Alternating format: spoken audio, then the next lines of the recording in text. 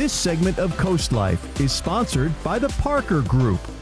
Well, CoastLife, it's a new year, and a lot of times we feel that pressure of new year, new you. Did you meet your goals? Did you not meet your goals? And sometimes if you don't meet your goals for the year, you can feel a little downtrodden, and that's true of the real estate world as well. We've got Julie Ward, Chief of Operations, with our friends from the Parker Group, and you do see this in the world of real estate, true? Yes, and in fact, January is like the most expired month of the year, meaning the end of listing agreements come to the end of 2025. We're entering into 2026. And it can be kind of depressing when you don't hit your goals. You poured all this love and energy into a home, and you're hoping that the right buyer would come along and find it. And unfortunately, they didn't, or at least not any that it got in front of. Yeah. So there's a lot of reasons, and it's not always price. I feel like everybody harps on price. That's not always the reason why listings are unsuccessful. I think, when you think about listing your home, price is the first one. That's the obvious one that jumps to our minds. So we're like, oh, must be the wrong price. But as you said, that's not always the case. So what are maybe some of the other factors that might lead to an expired listing? So we want to look at presentation and promotion as well.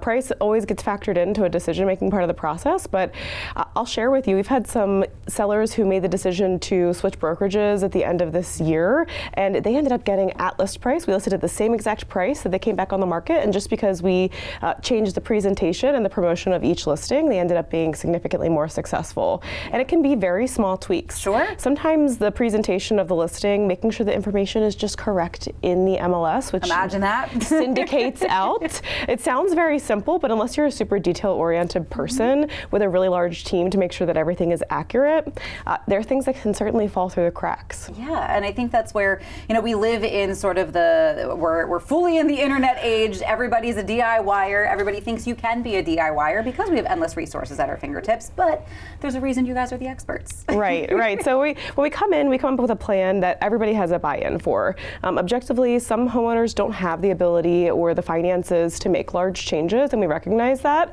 So we have some creative solutions there as well that we can sit down and talk with you about. But from there, we have to then talk about promotion. So we get the listing ready for the market. What actually happens when it goes on the market is equally as important. Yeah. Making sure that you run social media ads that are geofencing certain markets that you think the buyers are coming from, making sure that you pay attention to the buyer psychology for this specific area. I know that we all think that, a lot of our buyers, especially in the beach market, are coming from other markets, but do you actually know where?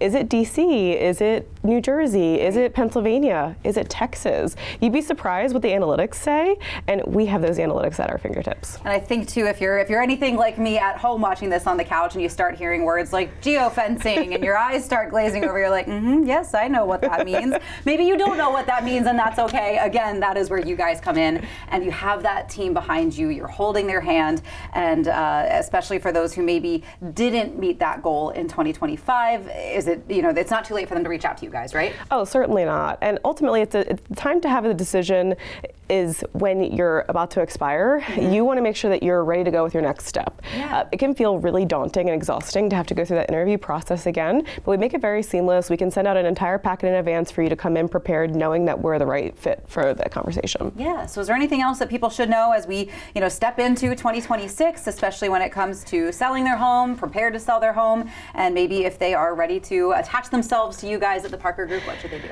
So they should first reach out to us, of course, but understanding exactly what you want in an agent is the most important first step. And that's something that you need to talk to about the decision makers in your household, whether it's your spouse, it could be your kids, whatever is most important to you all. You need to come down to what those deciding factors are for the right agent and for the right company first before you go out in the interview process. Otherwise, do you even know what you're selecting, or are you kind of getting swayed in one direction or another? Great question. So folks are ready to reach out to you guys at the Parker Group. What's the best way for them to do that? They can give us a call at the office, 302-217-6692. You can reach me directly at that line, or shoot us an email, hello@theparkergroup.com. Julie Ward with the Parker Group, thank you so much for coming in today and helping us kick off 2026 on the right foot. Thanks for having me. Of course. We've got more CoastLife coming your way, though. You don't want to miss it.